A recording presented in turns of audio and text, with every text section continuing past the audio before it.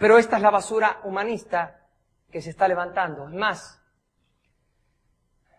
usted comenzará a ver que se levantan cada vez más leyes contrarias a los principios divinos. Más y más. Y yo sé que la iglesia vamos a luchar. Yo sé que la iglesia vamos a orar. Yo sé que haremos todo lo que está en nuestra mano. Pero también sé y entienda que hay planes que se están llevando adelante que preparan el camino de Jesucristo. Y el Señor mismo dijo que cuando Él venga va a ser como los días de Sodoma y Gomorra y como los días de Noé. Él lo dijo. Por lo tanto, habrá leyes anti Dios todo el tiempo que estén pervirtiendo completamente al ser humano. Cada vez más usted verá la aprobación de esta clase de leyes, gobiernos que nos entregan al Señor. Cuarto punto. Este es el año de conocer la diferencia entre hijo y descendiente. ¿Cómo? Si soy descendiente no soy hijo. Cuando alguien desciende de alguien, es el hijo de alguien, ¿no? Bueno, le voy a demostrar que Dios no piensa así. Le voy a demostrar que en la Biblia no se piensa así. Que no es la manera que pensaron ni los profetas ni Jesucristo, el Señor. Que Él establece una diferencia entre hijo y descendiente. Cuando Juan el Bautista comenzó su ministerio, hizo algo bien particular. Porque cuando Juan comienza a bautizar la gente, ve que las multitudes vienen. Y las palabras de Juan fueron bien definitorias al respecto de esto. Él veía que algunos de los que venían eran bien hipócritas. Bien hipócritas. Y entonces, para que nadie se engañara, creyendo que como eran israelitas y tenían por padre a Abraham, ahora que tenían por padre a Abraham, si se bautizaban con su bautismo, que era bautismo para arrepentimiento, ya estaban libres. Juan dijo, no, cuidadito. Yo no voy a dejar que nadie se engañe. Y entonces usó estas palabras. Y ya también el hacha está puesta a la raíz de los árboles. Y todo árbol que no da buen fruto es cortado y echado fuera. Entonces, el Señor me mostró el hacha en dos sentidos muy diferentes, bien poderosos. Y lo más extraño que me pasó es que me mostró que el hacha es un instrumento de misericordia. Yo dije, ¿cómo? Pero si yo lo único que me parece ahí leer es que el hacha es decir, cuando se usa el hacha, es un asunto de juicio. Es un asunto de cortar lo que anduvo malo y echarlo al fuego. Es lo que veo. Entonces el Espíritu Santo abrió mis ojos para que yo viera lo que no estaba viendo en el escrito. Me detuvo los ojos en una palabrita. Porque Juan cuando usó esto del hacha, dijo textualmente esto. En el original usted lo va a encontrar así. Y ya también el hacha. Ya también el hacha. Ya significa tiempo presente. Quiere decir que cuando el Espíritu de Dios guió a Juan a hablar, lo guió a hablar en presente. Es decir, que esa hacha no solo se podía estar refiriendo al hacha que Dios usará en su juicio cuando va a cortar a los árboles malos y lo va a echar al fuego. Quiere decir que lo que estaba haciendo Juan el Bautista en ese momento, con sus palabras, eran un hacha. Porque dice, el hacha ya está puesta. Si dice ya, está diciendo tiempo presente. Mis ojos espirituales fueron abiertos a esta verdad cuando entendí que el ya significa ahora mismo. Juan está diciendo, ¿saben una cosa? El hacha ya, en este presente y ahora mismo ya está puesta a la raíz de los árboles. Así que si yo diría que Juan solo dijo esas palabras para referirse al hacha del juicio de Dios en el futuro, no estaría siendo fiel, completamente fiel al texto de la palabra. El texto dice que Juan utilizó ya, y ese ya significaba presente ahora mismo. ¿Por qué Dios guió a Juan a usar eso de esa manera? Por lo siguiente. Porque Dios estaba guiando a Juan, escuche esto, qué grandioso el Señor, a usar la palabra del Señor como un hacha que ya estaba puesta a la raíz de los malos, esos hipócritas que venían sin arrepentirse. Escuche para esto, para darles la oportunidad a esos hipócritas que ya se arrepintieran. Y que de verdad, de malos árboles, se transformaran en buenos árboles. Entendí el hacha no solo como el hacha del juicio en el tiempo venidero, sino que Juan estaba siendo usado por el Señor para usar el hacha en ese momento, pero en ese momento no era un juicio condenatorio. Las palabras de Juan, aunque eran fuertísimas, eran muy fuertes, eran unas palabras que obligaban a definir a esa gente, que le decía, mira, tú eres hipócrita cuando vienes aquí, pero aún así hipócrita como eres, Dios te ama. Por eso está poniendo el hacha al pie de tu vida. Arrepiéntete ahora para que Dios no te tenga que cortar después. El hacha no era algo solo del futuro, era algo del presente. Cuando Juan la usó, se volvió en la mano, las palabras de Dios se volvieron en la mano, el hacha de la misericordia de Dios. Por eso Juan se transformó, escuche, en la voz de un nuevo tiempo. ¿Por qué? Porque a través de su declaración, a través de su voz, lo que él hizo es decirle a los malos, todavía tienes un nuevo tiempo. ¿Un nuevo tiempo de qué? De salirte de árbol malo y volverte árbol bueno. De salir de persona hipócrita y realmente entregarte de corazón y arrepentirte de tus pecados. Bendita sea el hacha. Dios está regresando su palabra como hacha. Este día Dios está trayendo la palabra como hacha. Pero no es un hacha para cortar a la gente, para cortar a las naciones y desecharlas. No, es un hacha a tiempo que te la pone para que la veas. Y te des cuenta que Él no quiere cortarte. Pero que si no te obliga a definirte, te tiene que cortar. Y Él no quiere cortarte. Por lo tanto, está diciendo a las naciones, al mundo, a mí, a ti, arrepiéntete para que no te corte. Mis ojos fueron abiertos a entender. Claro, uno escucha hacha, juicio. Hacha, juicio. Ya lo damos por hecho. Pero cuando el Espíritu Santo abre los ojos, uno entiende que aún en el hacha de Dios hay misericordia. Aún en la palabra más terrible y fuerte de Dios hay misericordia. Por eso la voz de un nuevo tiempo.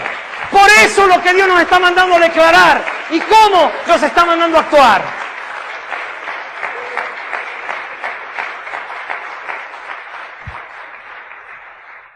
Acabamos de ver el hacha como instrumento de misericordia, pero también vi que Juan usó el hacha como instrumento de definición. Te dije antes que íbamos a usar esta palabrita, definición. Porque otra cosa que dijo Juan en Lucas 3, verso 8, no lo busque, dijo así. Y no comencéis a decir dentro de vosotros mismos, tenemos a Abraham por padre.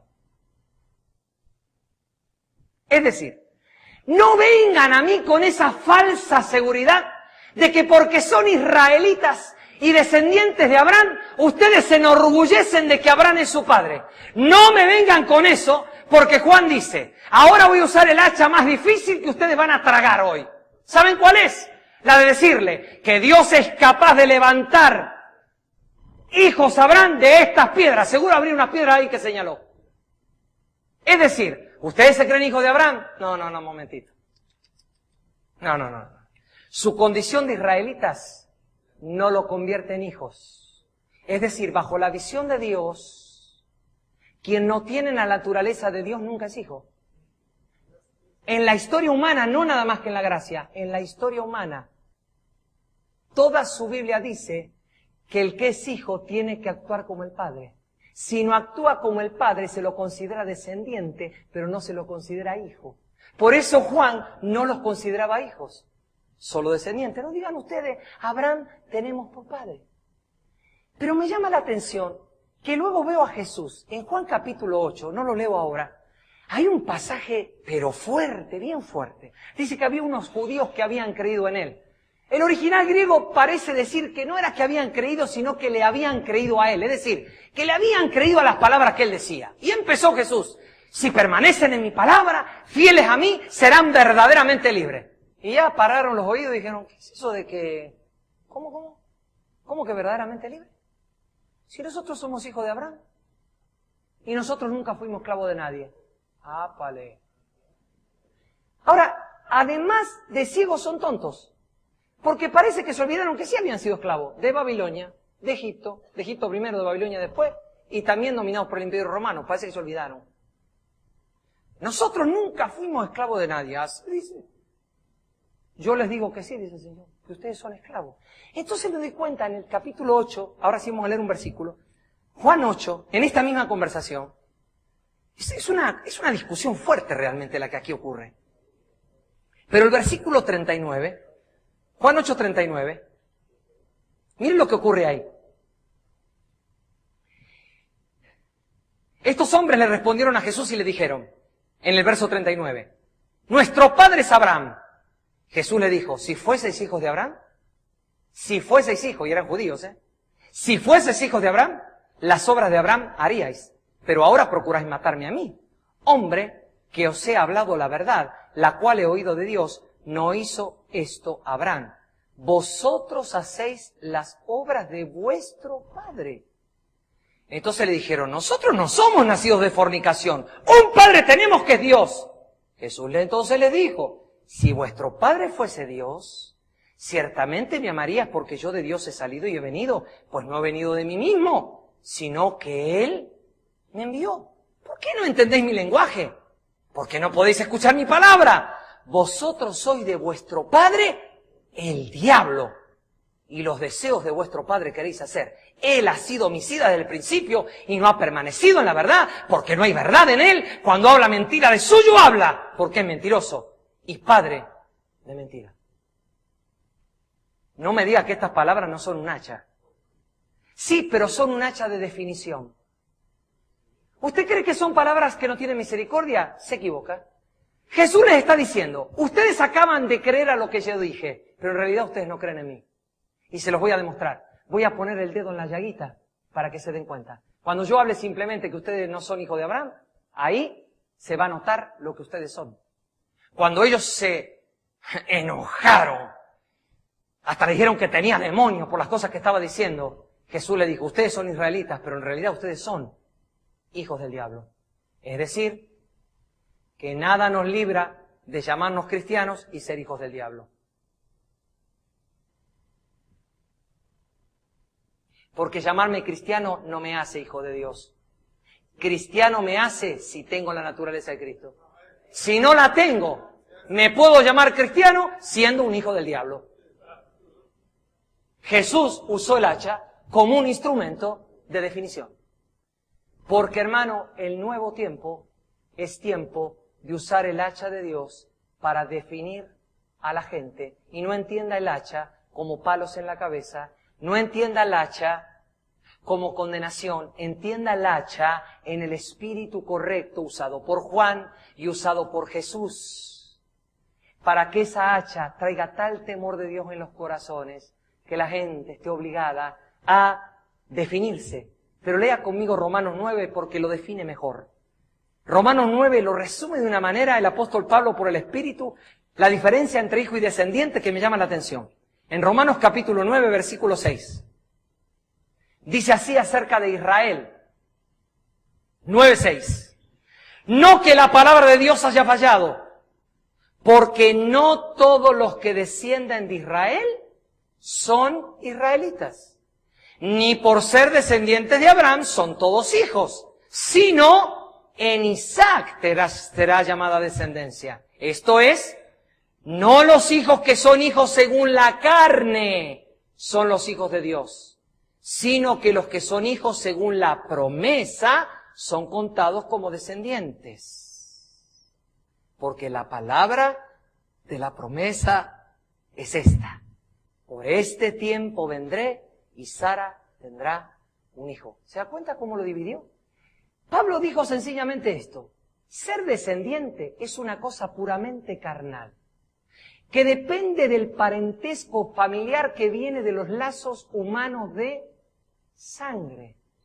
Pero ser hijo requiere de algo profundamente espiritual, un cambio de naturaleza, un cambio de esencia. Para que alguien sea hijo de Abraham, no cuenta si trajo la sangre de la descendencia de Abraham, la humana. Lo que cuenta es si adentro de él tiene la misma esencia, la misma naturaleza de Abraham, con la cual me amó, con la cual me obedeció y me amó más que a nada ni nadie en el mundo, lo cual demostró aún ofreciendo a su hijo Isaac, el de la promesa. Para Dios hay un abismo entre descendiente e hijo. Si somos hijos de Dios, ¿podemos tener un pensamiento diferente? ¿Podemos? Sí, podemos, pero ¿debemos? No debemos. Tenemos que estar de acuerdo con Dios, porque a Dios no le vas a ganar. Aunque razones y le digas que no te parece justo, tú vas a terminar perdiendo. Y Él va a terminar ganando. Nunca he visto que le gane un round. Termino con el ojo hinchado y no cao. No respirando por, no sé, ahí inconsciente por más de 10 minutos. Nunca le he ganado.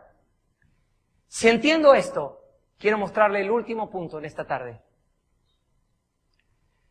Este es el año de conocer el secreto de Jonás. Usted va a decir, pero si yo leí el librito ese Jonás, 4 capítulos, chiquito, yo no encontré ningún secreto. Mire. En un ratito le voy a decir algo que Dios me mostró de Jonás y que hemos sido bastante injustos con Jonás. Pero no importa, ahora voy a eso. Ahora déjeme mostrarle algo antes de llegar a Jonás. Cuando Jesús inició su ministerio, ¿con qué palabras inició? Con estas.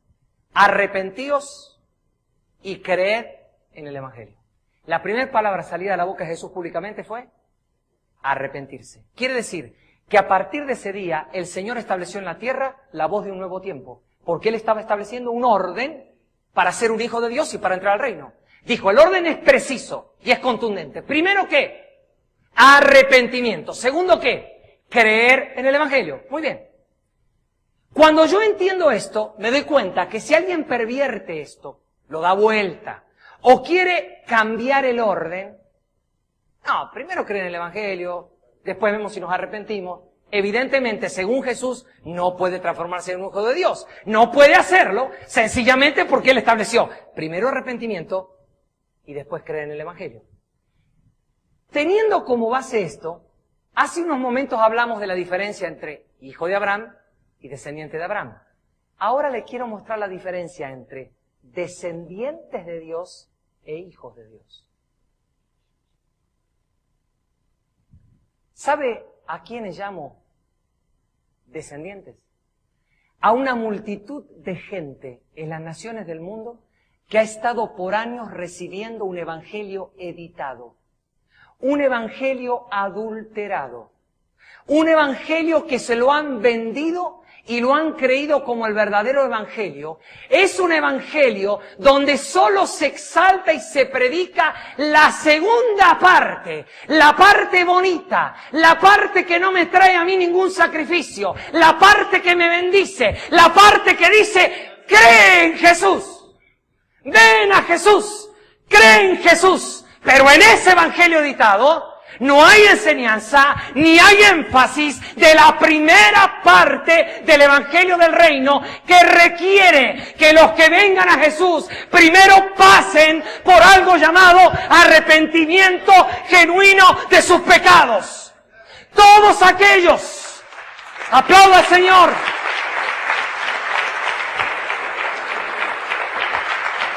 Todos aquellos que están creyendo este evangelio editado de creer en Jesús sin experimentar en su vida un verdadero arrepentimiento, son descendientes de Dios, pero no tienen la naturaleza de Dios adentro.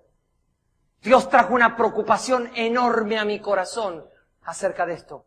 Me dijo, este es el mayor peligro que está sufriendo no solo la iglesia, el mundo.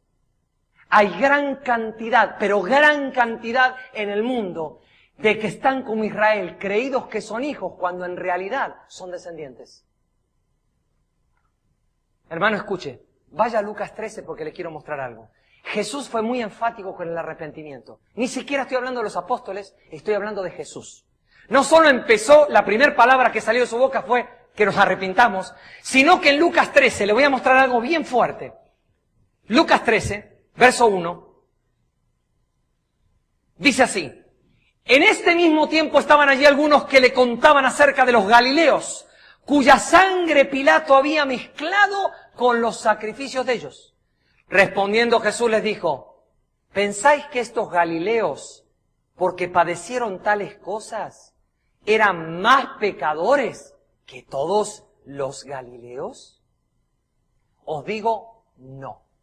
Antes, si no os arrepentís, todos pereceréis igualmente. O aquellos 18 sobre los cuales cayó la torre de Siloé y los mató, ¿pensáis que eran más culpables que todos los hombres que habitan en Jerusalén? Os digo, no. Antes, si no os arrepentís, todos pereceréis igualmente. Si usted se fija algo, aquí nunca menciona creer en el Evangelio. Lo único que menciona es el arrepentimiento y dice, por más israelitas que seamos, como esto, Galileo ni de Jerusalén, por más que creamos ser, si ustedes no se arrepienten, igual que los demás, ¡ay, lo que les pasó a aquellos, qué pecadores terribles serían! ¿Qué? Ah, porque tú te crees mejor. No, mi querido. Si tú no te arrepientes, vas a perecer igualmente que ellos. Por eso, en Lucas 15, usted tiene 3 parábolas. La oveja perdida, la moneda perdida y el hijo perdido, el hijo pródigo. Si usted lee las 3 parábolas, en las 3 parábolas, lo que Jesús enfatiza y enseña, ¿sabe qué es? Arrepentimiento. Hay más gozo en los cielos, dice, por un pecador que se arrepiente, que por 99 justos que no necesitan arrepentimiento. Las 3 parábolas, lo único que Jesús enseña y enfatiza es el poder del arrepentimiento. Así que el creer en Jesús, hermanos, sin un genuino arrepentimiento, es aceptar un engaño totalmente carente de verdad que no ofrece salvación. Y déjeme decirle algo que va a empezar a suceder a partir de ahora. A la iglesia en el mundo le digo lo siguiente. Comenzaremos a vivir los tiempos más difíciles con respecto al Evangelio. ¿Qué quiero decir con estas palabras? Quiero decir que a partir de ahora hay una maquinaria de la maldad que ha sido puesta en acción hace tiempo, pero que ha sido detenida bastante, pero que ahora viene y no se podrá parar.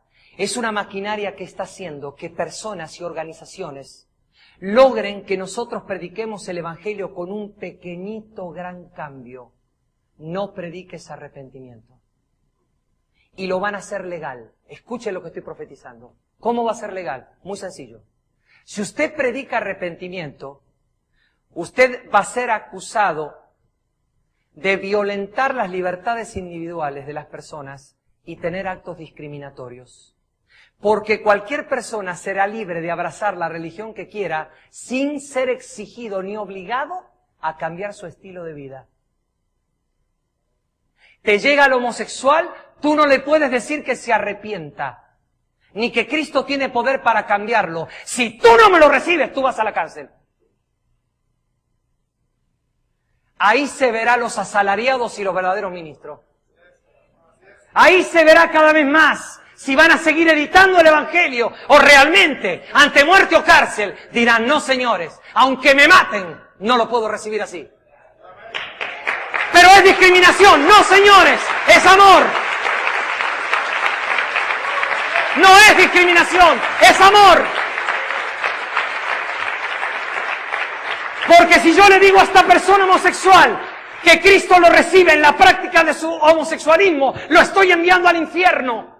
Yo mismo, como ministro del Señor, lo estoy enviando al infierno. Y yo no voy a ser culpable de enviarlo. Estas leyes vienen y no hay quien las pare. Yo sé que muchos quieren escuchar palabras halagüeñas. No, señores, voy a decir exactamente lo que Dios me dijo. No estoy aquí para traer algo bueno al oído de nadie. Y me alegra que las naciones del mundo estén escuchando. Porque hoy habrá oportunidad de verdad de arrepentirse. De verdad de demostrar que Cristo tiene poder para cambiar la vida. De verdad. De un hombre viejo a un hombre nuevo.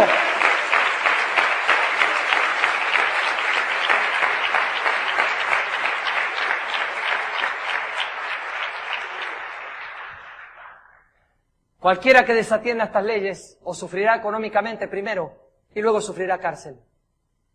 Sencillamente porque usted violó la ley. Esto en los Estados Unidos está viniendo a paso de galope de caballo.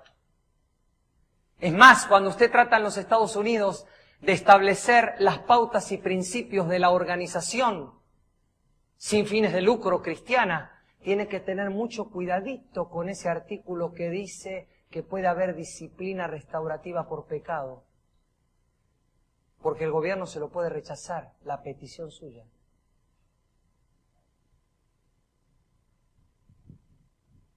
Ya está aquí, hermano. Pero le voy a decir lo que me alegra en medio del dolor. Que va a salir a luz la verdadera iglesia. Va a salir a luz la bella que está escondida. Va a salir a luz la que en verdad ama a Cristo. Va a salir a luz la que no corre cuando la matan. Va a salir a luz la que no corre cuando la persigan. Va a salir a luz la que es de Dios. Y se va a decantar lo que no es de Dios. Va a quedar fuera lo que no es de Dios. Va a ver la diferencia entre el justo y el pecador, entre el pío y el impío, entre el que ama a Dios y no lo ama. Sí, Señor, se verá la diferencia. Sí, Señor. Es en esos tiempos que veremos a la iglesia levantarse. Nadie te dirá, únete con tu hermano. Estarás unido en el Espíritu por los sufrimientos. No habrá egoísmos ministeriales, crecimiento de mi ministerio y las basuras que hoy están en la iglesia. Se irán fuera. ¿Cuánto quiero que venga? Sí que venga, Señor. Porque tiene que ser decantado de la basura. De las cosas que los hombres queremos usando el ministerio. Tenemos que crecer. ¿Quién dijo eso? Tenemos que hacer la voluntad de Dios, no crecer. Eso es lo que tenemos que hacer. Hay por la voluntad de Dios que crezca. Entonces por eso avalamos cualquier cosa. Total, hay que crecer. No. Lo que el Espíritu no habla, no se debe hacer en la iglesia. Porque Dios no lo está construyendo. Hermanos, que venga ya. Que venga ya. Porque se tiene que mostrar lo que es de verdad y lo que no es de verdad en la iglesia de Jesucristo.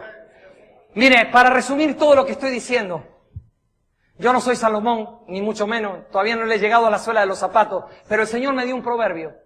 Primera vez en mi vida que yo recibo un proverbio.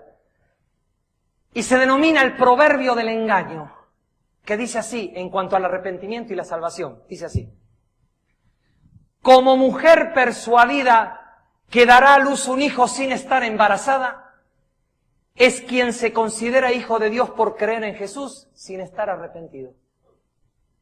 Repito.